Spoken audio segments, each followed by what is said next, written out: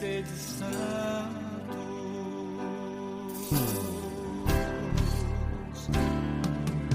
sede santos,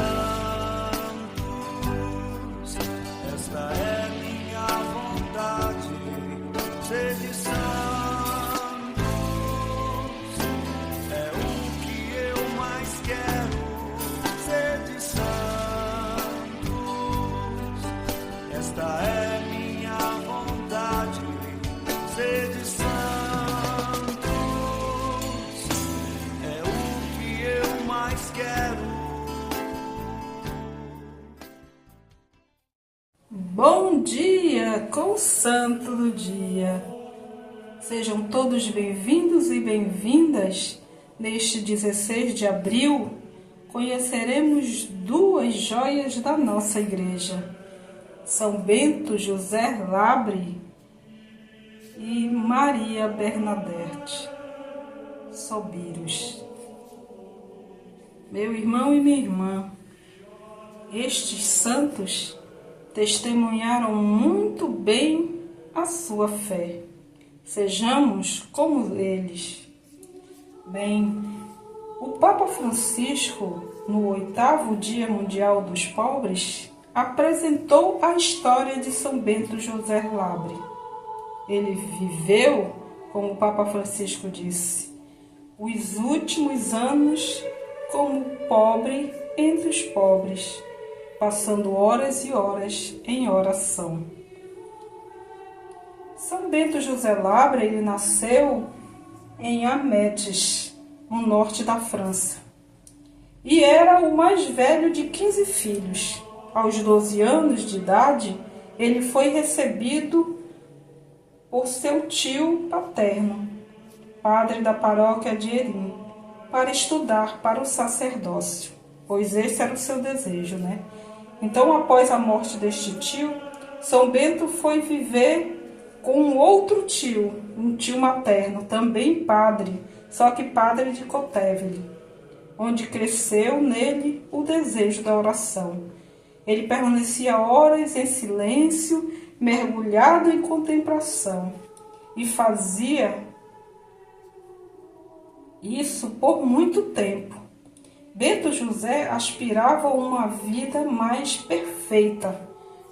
Para ele, ser sacerdote é bom, dizia ele, mas, com as suas palavras, eu tenho medo de me perder na salvação dos outros.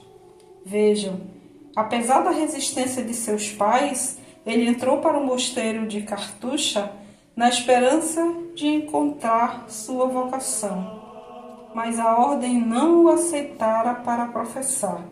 E após 7 tentativas entre diversos mosteiros, percebeu que o Deus o esperava em outro lugar, no caminho.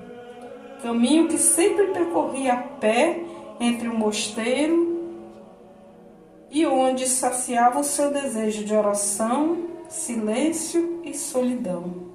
Então a sua resposta para tantas provações foi: que a vontade de Deus seja feita.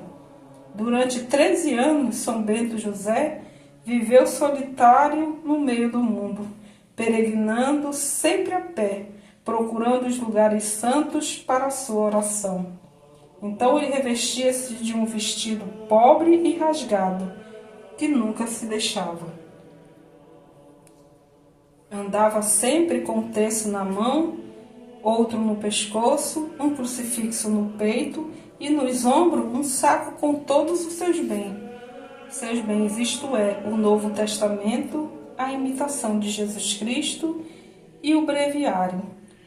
Assim ele era visto, São Bento José, em suas peregrinações.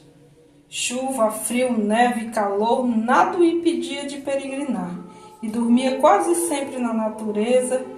Vivia da caridade de cada dia, sem nunca guardar nada para o dia seguinte. Só se alimentava dos mais essenciais, do que era mais essencial, e partilhava o que recebia com os outros pobres. Vejam a natureza caridosa deste santo. E foi numa quarta-feira da Semana Santa em Roma que Bento José desfaleceu na porta da igreja onde orava. As crianças da rua saíram gritando pela cidade: "O santo morreu! O santo morreu!" E a multidão procurava a pessoa santa e só encontrava um pobre mendigo agonizando. De tarde, na hora da sua morte, todos os sinos de Roma tocaram para a entrada da Semana Santa e da vida eterna para Bento. Então, sigamos o exemplo de São Bento José Labre, vivendo uma vida de oração, sendo pobre entre os pobres. São Bento José Labre, rogai por nós. Agora conheceremos um pouco da vida de Santa Bernadette, que este nome não é muito conhecido por nós. Santa Bernadette foi uma das pessoas que viram Nossa Senhora.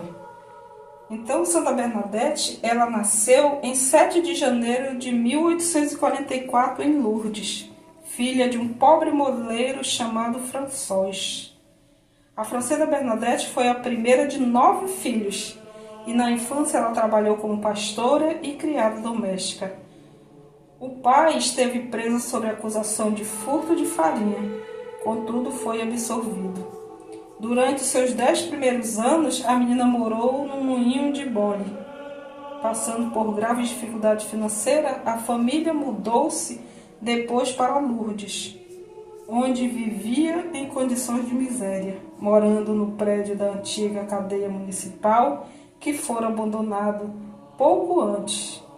Apesar de parecer insalubre, todos viviam no andar superior do edifício, ocupado pelo primo de Francisco Sorbiros, o pai de Bernadette.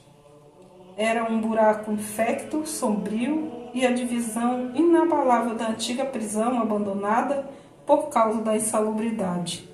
Desde pequena, Bernadette teve a saúde debilitada devido à extrema pobreza de sua habitação.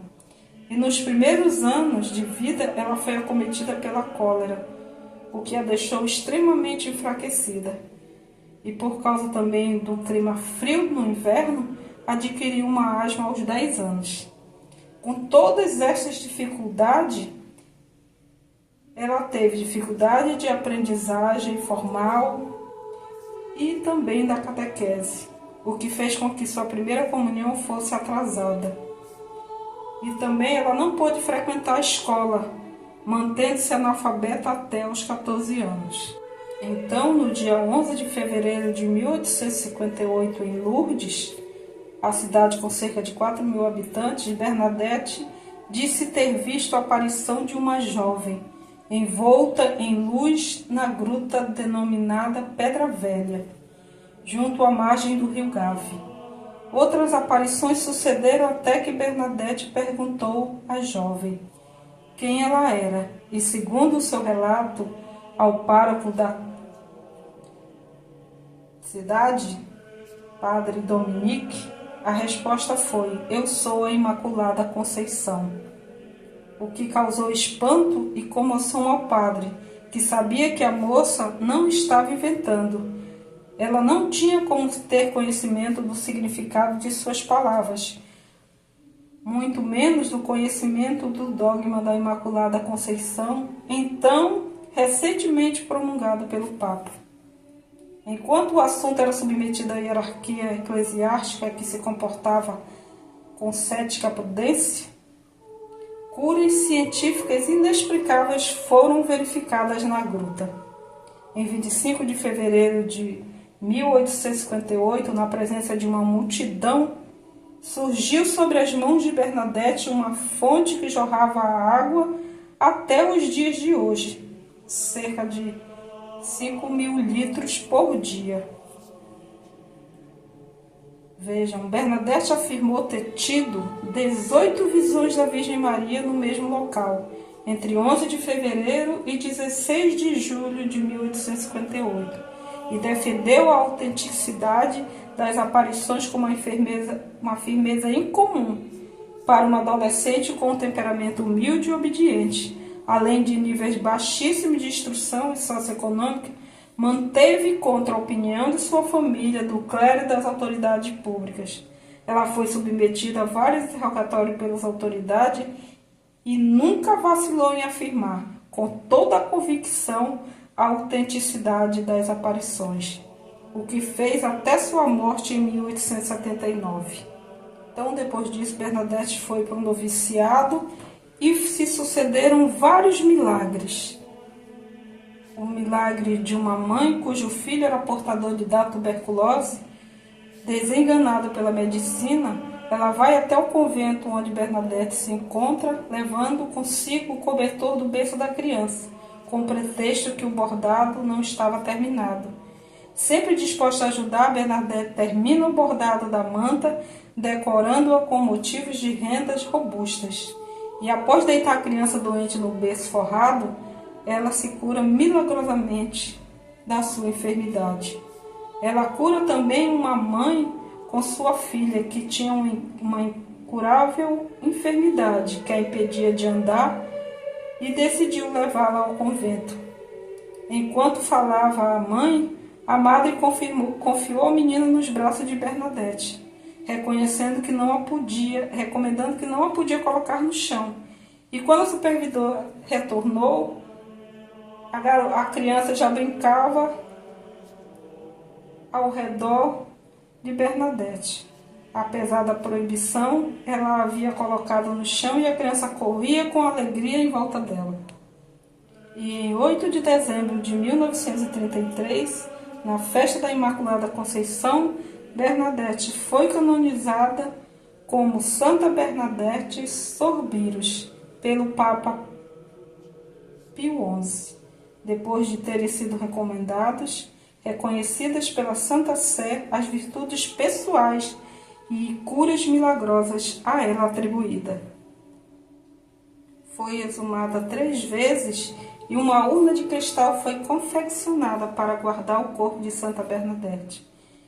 E este corpo se encontra para sua visitação na igreja de Saint-Gilles d'Arc, em Nerves, França. Espero todos vocês amanhã para mais um Bom Dia com o Santo do Dia.